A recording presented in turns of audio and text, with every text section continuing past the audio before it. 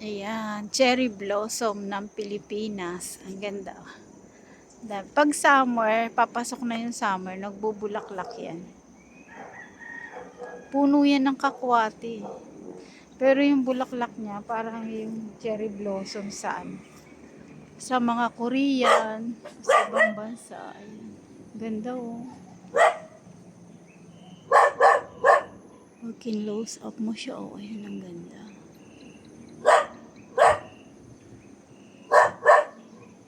Diba? Ganda-ganda niya.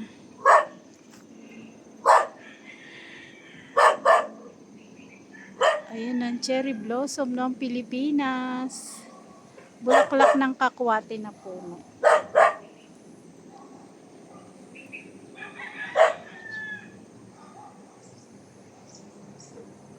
Ang ganda.